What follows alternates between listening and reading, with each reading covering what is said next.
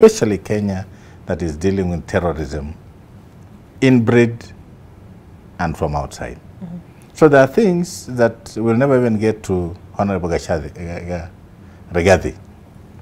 Because as a deputy president, he has, honestly speaking, constitutionally, he has no role apart from being a member of the National Security Council. But he cannot sit and give directions to security organs of the country because the commander-in-chief is around. One of the things that you don't do as a commander-in-chief is you don't delegate your responsibility. So there's no way the commander-in-chief will delegate his responsibility to his deputy. That one you don't in terms of our national security. So yes, he can speak because he can work with the police, reform them and do things that he wants to do. That is within the purview of national administrative changes and reorganization. We know... Why is that word, reorganization? Yes. We know the coming president will have his own people. That is politics. There's nothing wrong with that. I'm sure he'll want to have somebody in the military, one or two that he prefers. He might want to have his own person or somebody he prefers at the head of police and somebody at the National Intelligence Service. That is politics. Those are appointees that can be moved and removed at the will of the sitting commander-in-chief. We know the Inspector General, we had tried to shield him or her within the law, but they changed it in 2014. Right. And made him somebody who can be sacked and deployed by... But we had wanted to ensure that the Inspector General is shielded, that his removal must follow a process the way you remove a judge.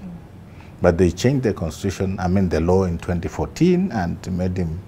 So yes, President Ruto will have his team. That team involves members in the security sector. Nothing wrong with that. It happens all over the world. We expect him to do the same. But he can also retain some that he believes have been doing a good job. But from what we've had during the campaigns, I think many heads will roll so that he gets his team that he believes will work with him.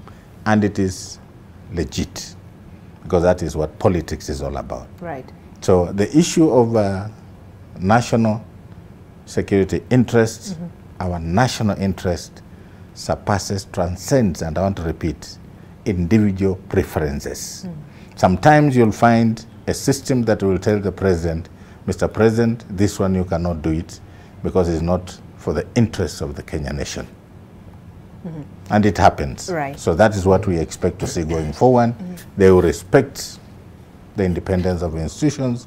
They will respect the interests of the country. All right. Oh, wow. There we have it. Okay. Yes. We do apologize for cutting you short, but there you have it. Ruto Indeed. And Rachel Ruto making their way out of their residence, headed to Kasarani when the gentleman enters that vehicle. Zainab Ismail was saying, he says goodbye to the DP's official residence and hello State House. And clad in a yellow tie, of course, symbolic of the same color that blue shirt, he yellow used tie. in his campaign, of course, and accompanied by the incoming First Lady Rachel Ruto, making their way out of the official residence in Karen, and perhaps we'll be taking a couple of pictures there. No, just waiting for the car. The vehicle will be arriving. We can see a vehicle there, so perhaps they will be entering that vehicle in a short while.